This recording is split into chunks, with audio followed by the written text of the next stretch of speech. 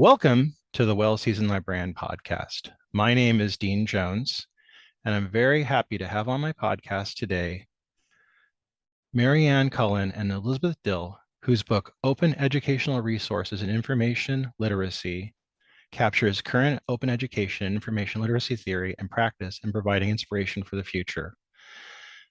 Ann and Elizabeth, I want to thank you for being on the podcast. Thanks for having us. Thank you. I wanted to ask you both first, can you just give our listeners a brief introduction about yourselves? I'm Ann Cullen. I am the Associate Department Head at the Alpharetta campus of Georgia State University's library. And I have been involved with OER since about 2014. Thank you. I'm Elizabeth Dill. I'm the Director of University Libraries at the University of Hartford in West Hartford, Connecticut. And I've been involved with OER since about 2017. Thank you. Now, as someone who's taught research in college for college students and as a parent who has young adults, I try to advise about doing research, and I think I know why you wrote your book. I want to hear it from your own words, though, how you came to begin Intersections of Open Educational Resources and Information Literacy. Well, I relay the story in the introduction of the book, but basically it was a very serendipitous moment. When I was the library director at Troy University, I was assigned a theater class. I have an MFA in theater and was asked to adjunct a class at the last minute for a professor who had left suddenly. So the class was canceled for not having enough enrollment. And then the next day, the class was back on. So wow. I Wow. was starkly underprepared and I didn't have a syllabus. And but I was on Troy's Open Educational Resources Committee as a librarian. So I knew of open pedagogy and I knew of open texts. And I figured in this circumstance, it would be really good to use an OER. So basically, I just used the ACRL framework for information literacy. And I wrote the tenets on the framework on the board and explained it. And we co-created the syllabus together, the class and I. So it turned out really well, and we used an OER, and I was hooked at that point. Thank you.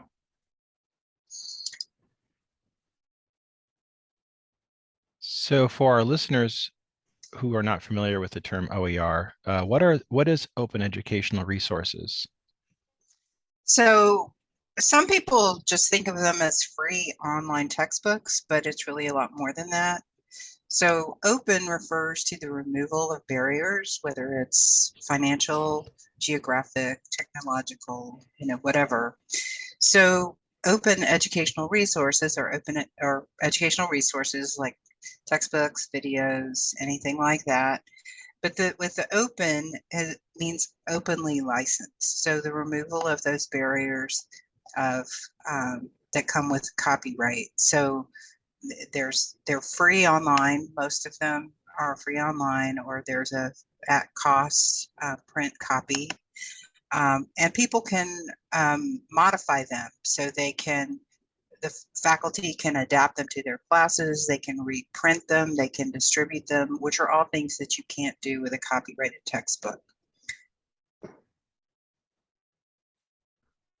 What are the differences between OER and open access publishing? So open access just means it's free online. So like this podcast is open access. And but usually, a lot of times with open access, we think of open access journals, which are things that normally would have been, you had to subscribe or you had to, it's behind a paywall somehow. So open access just means you can access them on the web, but they are still copyrighted. So with OER, we're specifically talking about those things that are openly licensed, so you can adapt them and they still have a copyright. The copyright owner has just modified that copyright to allow you, to give you a license to do whatever the license says. It's usually you have to give credit.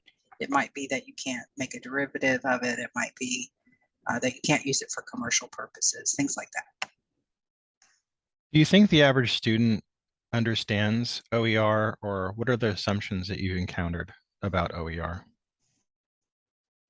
I think a lot of people don't understand OER, including the faculty. And so a lot of the work that I've done as a librarian is kind of explaining to the faculty how you use things, how you find things, information about the licenses. I think the students mostly think of it in terms of just it's a free textbook. Yay, I don't have to pay. And, you know, I can get it the first day of class as opposed to waiting until my financial aid comes in. But, you know, when we get into open pedagogy projects like what Elizabeth was talking about, it gives the students an opportunity to really understand copyright stuff in a way that's not just you better have your citations right at the end of the paper or you're going to get a bad grade, because it matters when you're doing open access stuff. It matters. Yeah. Now, I think there's some confusion, as you've mentioned, you know, about OER, and I think it often gets confused with e-learning. What are the differences between OER and e-learning? E-learning is a modality, a way of learning. And it's easy to see how they could be confused because most OER are online, and so is e-learning. But e-learning includes copyrighted content as well. Yeah, I'm glad you mentioned that because, you know, I've worked with faculty before, and I often felt that even though they're often trained, I think there's often gaps in the training. Many of them may have not have been trained regarding copyright for over 20 years. And I think sometimes they forget or just don't understand what the differences between different types of resources are. So faculty wishing to include OER as part of their curriculum must be aware of the resources and their permissions. Do you think, though, that they're up to speed when they're using OER? I think it's getting better. I mean, and actually there's surveys of faculty every few years, and the surveys show that they're learning and they're doing better and they're much more in support of using OER, a greater percentage of them anyway. But it does certainly range a lot. It's not part of something that they learned in grad school necessarily. Some of that's changing now where they're using OER, teaching grad assistants about OER. So those are the faculty of the future, but the current faculty didn't necessarily have any exposure to it. So it's things like this and presentations and stuff, usually from librarians. Our librarians tend to be the big advocates for OER on campus. And but you know, some faculty are totally on board, and some just are like, you know, copyright. No, I don't want to talk about copyright. We're just going to stick with the traditional. So there's just a lot of misconceptions. You know, some faculty can't find materials on their subject, especially a lot of the focus on OER so far has been on core classes. So if the faculty are teaching more advanced classes, it's harder to find OER that would fit that subject. And a lot of them are concerned about the quality, like they think if it's free, it can't be worth anything. But these, a lot of these textbooks are created by college faculty and they're peer reviewed. OpenStax, which is a publisher, is the 4th largest textbook publisher in the United States now. So that, you know, the credibility, they're gaining credibility, and certainly, you know, anybody can put anything on the internet, and I would be suspicious too. But Yeah, you know, you just have to kind of do your homework. So, but I think a lot of them are confused about the copyright and the licensing, and that's where librarians can help. now, go ahead. I think another issue is that some faculty equate OER with a lack of academic freedom.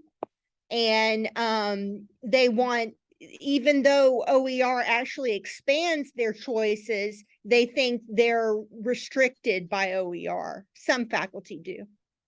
Oh, yeah, I've encountered that also. Now, I know that when I haven't talked to instructors, and I've had to talk to administration about resources, including OER. There's always kind of a disconnect between the admin side, the faculty side, the library side, and then the student side. And it's kind of like an Abbott and Costello sketch, who's on first, and I don't know, is on second, and nobody's really getting the conversation. What do you think the disconnect is between the library instruction, the faculty's use of OER in the classroom, and the student expectations?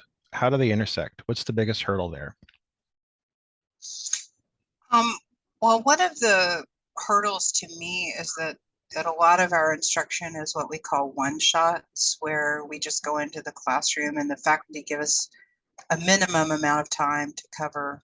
Sometimes it's not even a whole class period, where they just want us to show the students, demo to the students exactly what they need to know, what database to do, and how to operate the database. So it's like click here, and that's the entire instruction.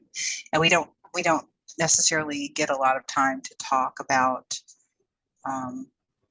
information literacy topics other than just operating the database. So, but librarians can really have more collaborative relationships with faculty, and some of these OER projects, particularly open pedagogy projects, allow us to work hand in hand with faculty and the students, where we can introduce those information literacy concepts in the context of the assignment, where the students are trying to find things and reuse materials and that sort of thing.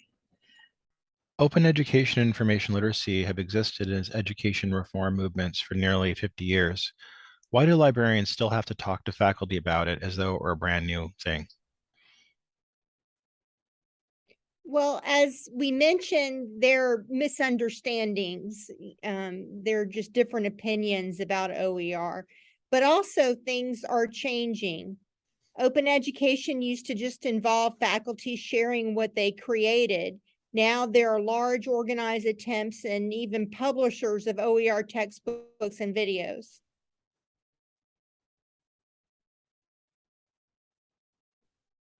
Okay. How can universities offer librarian support for open pedagogy and OER?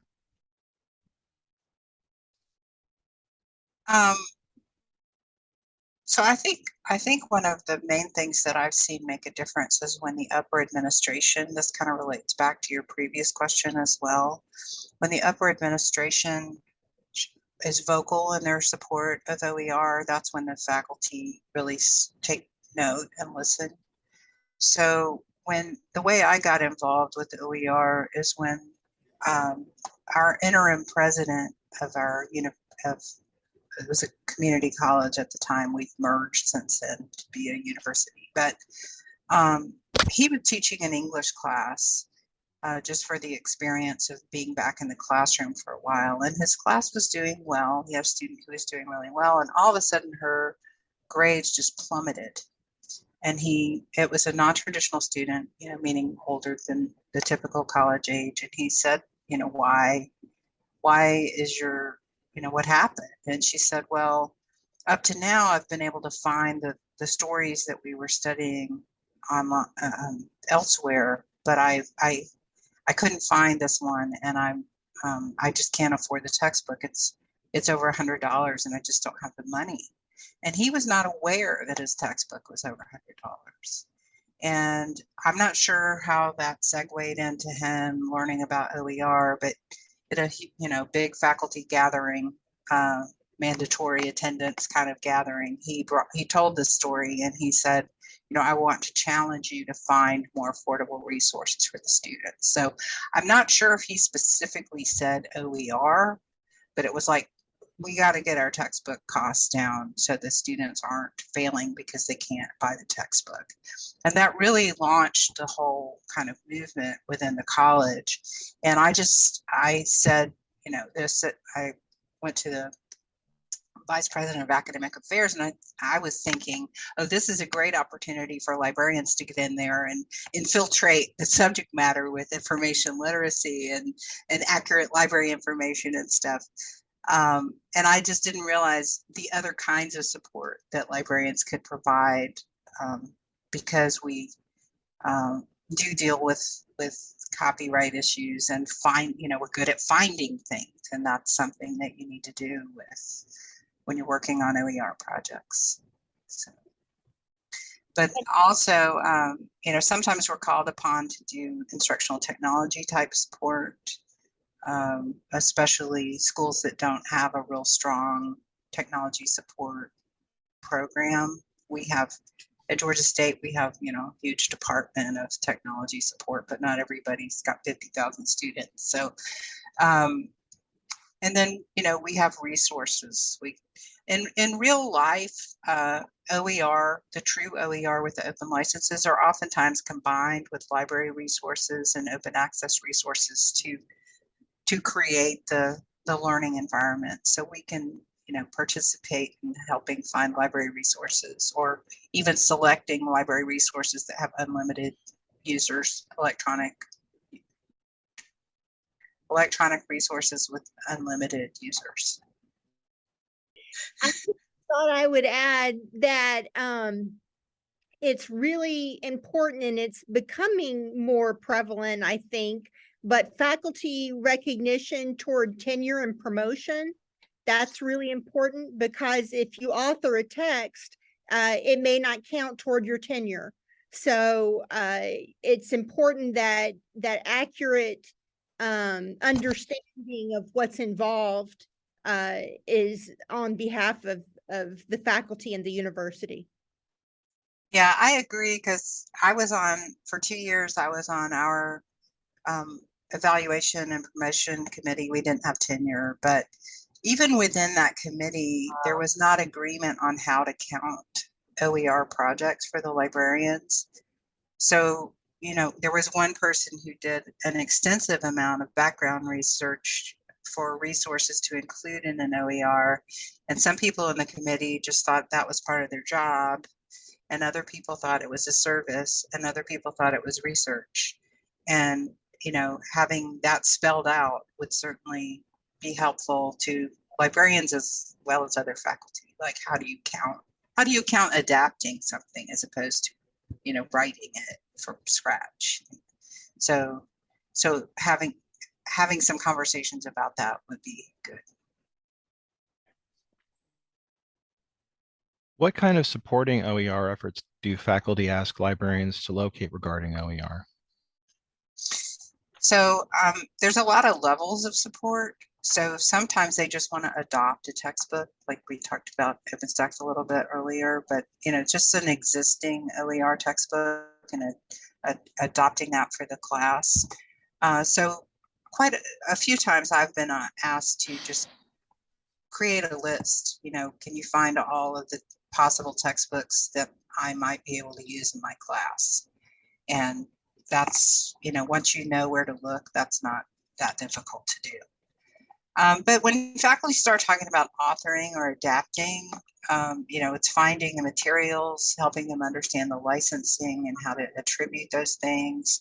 Sometimes it's how to use the technology, what grants are available, and supporting them and writing the grant. And then when we get into open pedagogy projects, like what Elizabeth was talking about at the beginning with her theater class,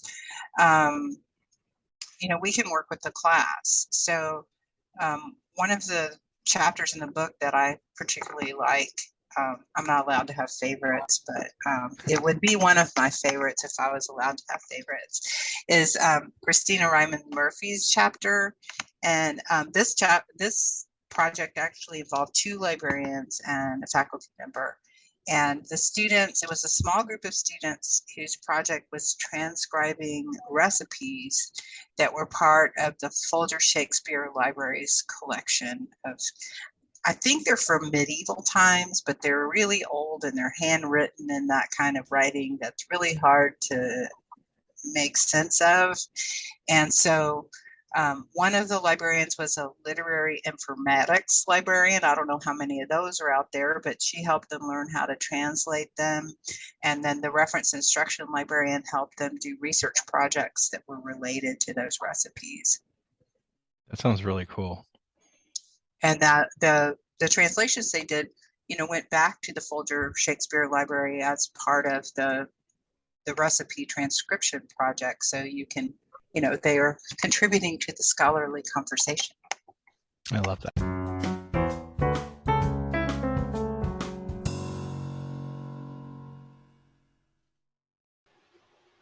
This episode is sponsored by Culinary Historians of Northern California, a Bay Area educational group dedicated to the study of food, drink, and culture in human history.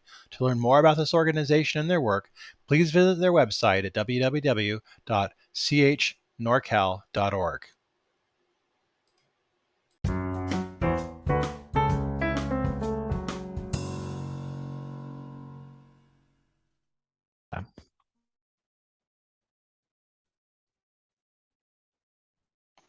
So I want to ask you next, in the book, it talks about the role social justice plays into OER. Can we talk about that a bit? Sure. Absolutely. The most obvious thing is the low cost and the immediate access to the students. So it kind of levels the playing field in terms of not just those who can afford the textbook get access the first week, and the others either don't get access or they have to wait till their financial aid comes in. There's a study from the University of Georgia. It's Colart, Watson, and Park, and I don't remember the year. I think it's around 2017 or so. And they did a study of students in, I think it's 4 different disciplines and different classes within those disciplines. It was over 20,000 students, and some of the classes had OER textbooks and some of them did not. And they showed that all of the students as a group did better with OER, but the difference was even more pronounced for students that were in groups that traditionally struggle. So like Pell Grant students, non-white students, part-time students did significantly better grade-wise, and the withdrawal rate or failing rate, that OER improved those things. But the potential, the social justice potential with OER is a lot more than just that. It comes with the adaptable nature of OER, where you can incorporate new material. So there have been projects where they have deliberately chosen OER that include underrepresented groups, or they have incorporated new material to include those groups. One of the examples in the book is Kathy Swartz's chapter about her humanities class, where she wanted to include more South American and Central American artists in her class. So she adopted an OER, but she also incorporated other open materials into her class. And then she had the students doing research, and that with information literacy came into play because she had to teach them how to evaluate these resources. And she really taught them to look deeply into what the author's credentials were, and not just look at the back of the book and say, oh, he's an expert in this, that to actually look at like, what was his motivation here? And she had the students doing projects that could then be put out into the world with those kinds of research that they have done. Talk to us about the role student advocacy plays in the book. What can libraries do to better help student advocates in regards to OER or getting students to advocate for themselves? Well, I think you just said it. You need to get students to advocate for themselves and for OER. And in lots of institutions, they are doing that. They're writing editorials in the school newspaper. They're posting pictures of their the cost of their textbooks with the hashtag textbook broke, and so on and so forth. It's really exciting, and it particularly, I think, is impactful to administration when the students advocate for themselves. We had a couple of projects in the book that involved student advocacy. There were 2 projects. the chapters were Andrea Scott and Jen Hughes' chapter, and Ariella McCaffrey's chapter, where they had student advocate positions in the library. One was a student assistant, another was an intern. And they have these programs where the students learned about OER and then in turn were advocates. And then there was another project that involves having students create videos promoting OER. How can we better train future advocates and practitioners regarding OER? One of the chapters is Shanta. Help me with the name, Elizabeth. One of the chapters is Shanta Smith Cruz and Elvis How do you pronounce his name? I never have to say it out loud before. Say it out loud either. Back. I always thought it was back. Known as Shanta and Elvis. Yeah. Chapter. Example. They had a fellowship for grad students. So it was like a the graduate teaching assistants for the next year that focused on OER and social justice. And these will be the teachers of the future who will have a much better concept of OER and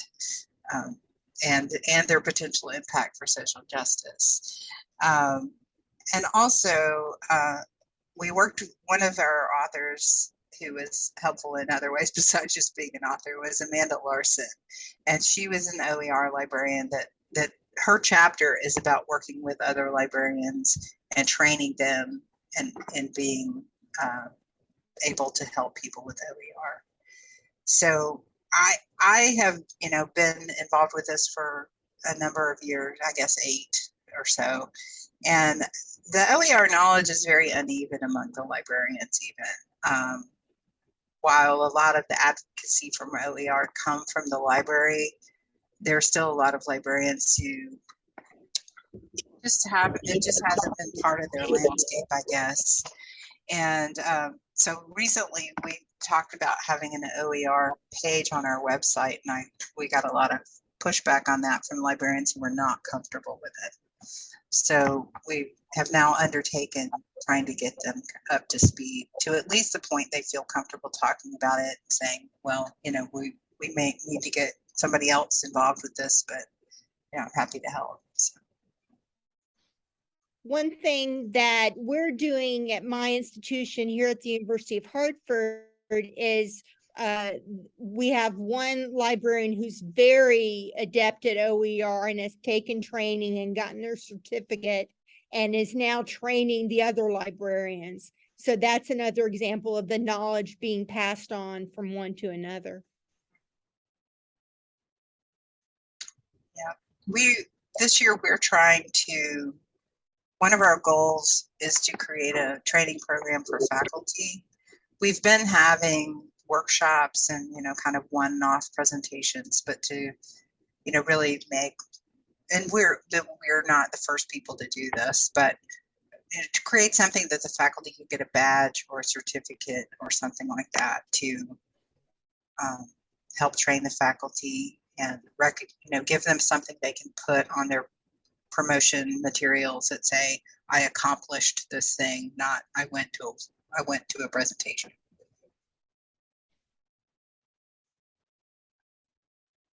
Mary Ann and Elizabeth, I want to ask you, how did you both conceptualize this book? Where did the idea from the book come from for you?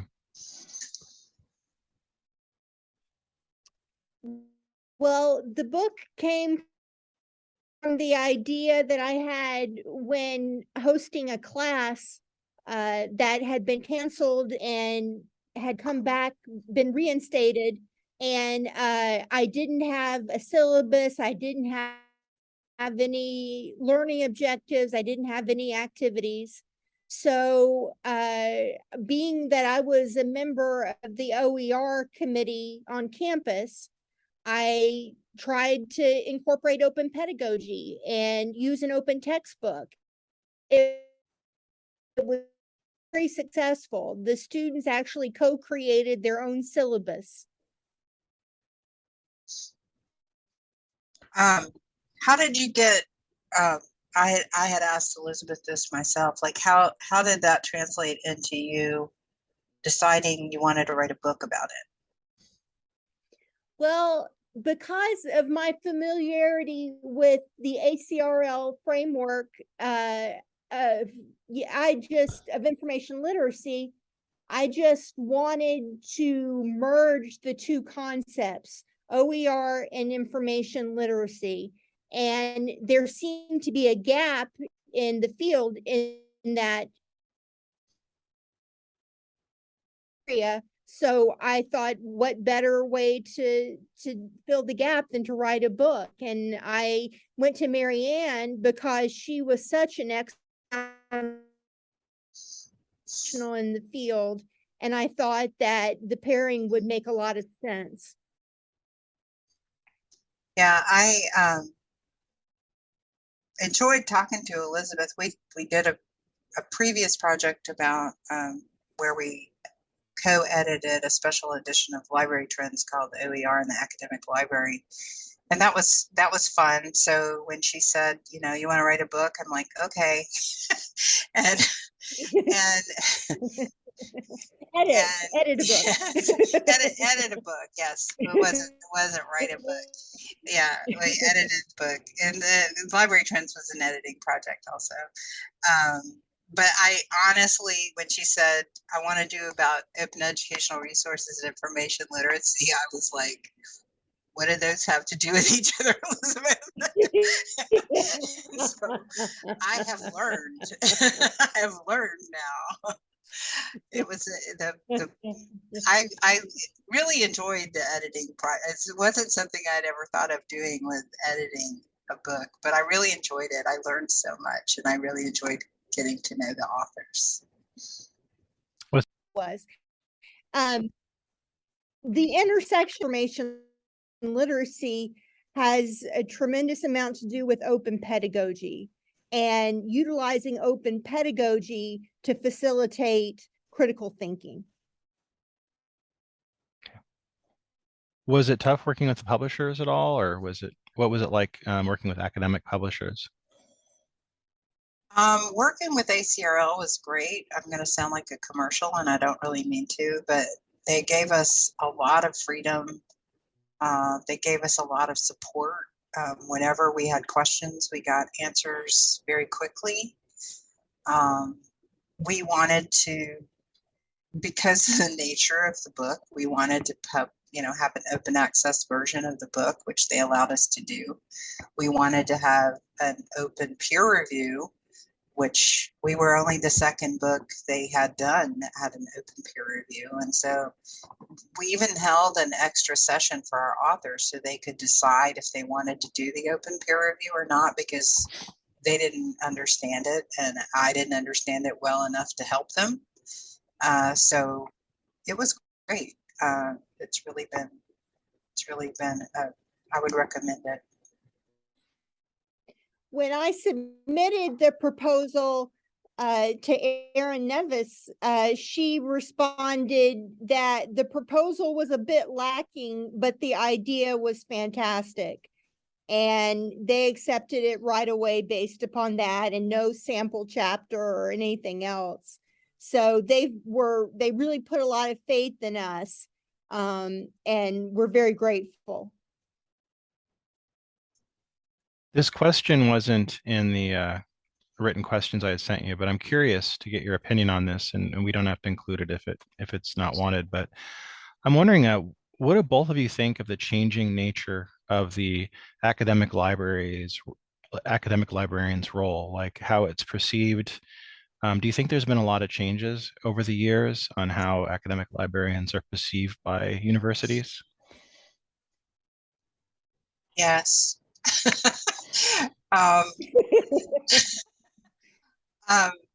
I have been an academic librarian since 2014, so not, ages and ages. but I think even within that time, or especially as I'm, hearing peers talk about, well, back in the day, but even I get made fun of now for saying, well, back in 2000, so not 2014, 2004. I'm cutting out my own decades of myself, but um, I I think, I mean, from the students' point of view, a lot of the students we're seeing now have never been to a library. Yeah. They think we're the bookstore. Yep. They don't understand the difference between a bookstore and the library. And they come in and they talk about renting things or buying things. They're shocked that things are free. Yeah. They don't know what librarians do, but in all fairness, I didn't know what librarians did either. When I went to school back in the day, I was scared of them, wouldn't ask them a question. It's amazing that I became one. I love libraries, but I had no idea what librarians did. So yeah, I think some things stayed the same and some things are different. But I think in terms of like the administration and the faculty, we've had to adapt. I mean, I think the thing people usually talk about is that librarians used to be the gatekeepers. It was hard to find information and you had to come to the librarian who would find the tome that contained the information you needed, or there was this index, this mysterious coding that they would help you find whatever was in there. And now information is just so plentiful. The librarian's role is more to kind of help you find good information rather than just finding any information. I also think the role of a librarian is to provide critical information and ways to critically view what's happening in the world. And I think that's a new aspect of librarianship, relatively speaking. Yeah, we don't have the publishers. It used to be the publishers would filter, and which doesn't mean everything that was ever published was great, but if it was from an academic publisher or something, was fine. And I probably would still go with the academic publisher, but there's just so much more information, and people may just believe what they want to believe. What's different about academic librarianship now that you are very excited about? What are the changes you're seeing that are coming down right now that you're really happy about? Well, I think there's new avenues, like the OER was not even something that I heard about in library school. And I started library school in 2001, so it wasn't, horribly long ago. And like at Georgia State, we have a research data services department where the librarian's primary job is helping people navigate data, understanding data. I mean, it's data literacy, but also the tools, like learning how to use in vivo and different things like that. So it still relates to information and information literacy, but it's in a different way than finding books in a catalog.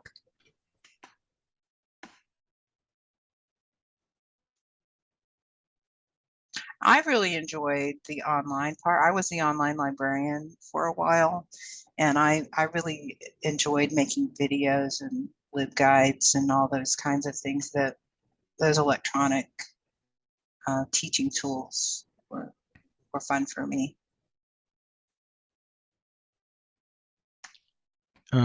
Elizabeth, do you have anything you want to add?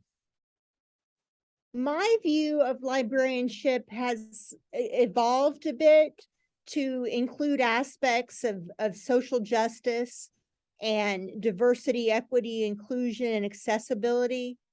And I see those as being very foundational parts of librarianship in this day and age.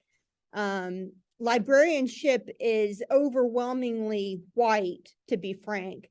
And I think that OER is definitely an avenue to help promote diverse learning, diverse thinking, and diverse examples of things that don't necessarily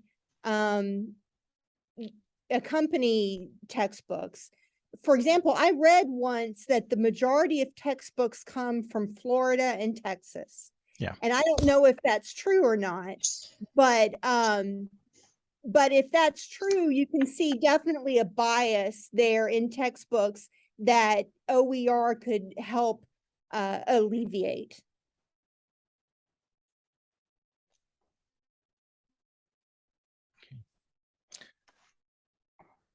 Well, Mary Ann and Elizabeth, I want to thank you for being on the podcast. I really enjoyed getting this chance to talk to you about your book, and I want to encourage everybody who's listening to this to get a hold of a copy and to read it. It's just a wonderful book on this topic. Thank you for being on the podcast. Thanks for having us. This was fun. Thank you.